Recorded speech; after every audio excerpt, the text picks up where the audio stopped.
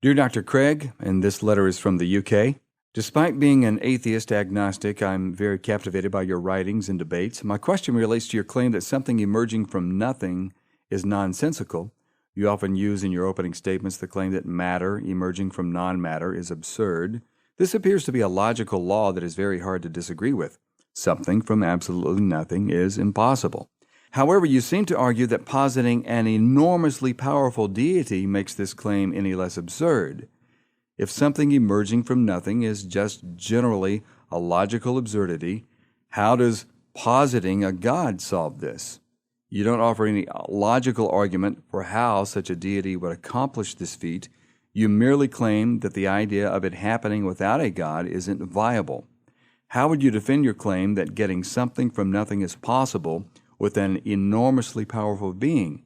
It seems to me that the idea of something from nothing is absurd, however you spin it. Yeah, this is based on evident misunderstandings of the claim. I've never said that matter emerging from non-matter is absurd. What I've said is, as he more correctly puts it, is that something cannot come from nothing. Now, what that means is that if anything comes into being, there has to be a cause of that.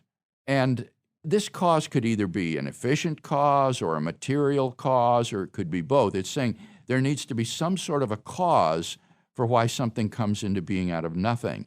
Now, what he seems to misunderstand this as is saying that if a material object comes into being, there has to be a material cause of it.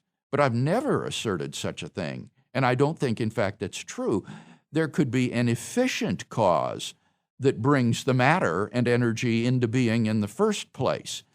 And in that case, you don't get something coming from nothing. You have a cause. You have an efficient cause. So the problem is he's thinking of nothing here in terms of a kind of absence of matter or something, material causation, where I'm talking about any kind of causation, including efficient causality, which produces the being of its effect. So when we say that God is the efficient cause of the matter and energy in the universe, and that there is no material cause of the universe, we're not asserting that something came from nothing. Quite the contrary, we're saying that there was an efficient cause which brought the matter and energy into being. The cosmological argument that I present leaves it open as to what sort of cause the universe has. But it is when you realize that all space-time, matter and energy had a beginning before which they did not exist, that you see that the universe cannot have a material cause of its origin, and therefore it must have an efficient cause which created the matter and energy and the space and time in being.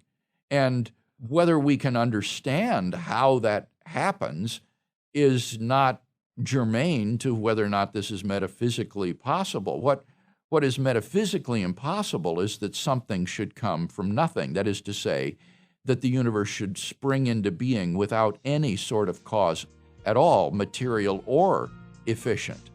But I don't see any metaphysical absurdity in saying that the universe has an efficient cause, and that efficient cause created the matter and energy, space and time when it created the universe.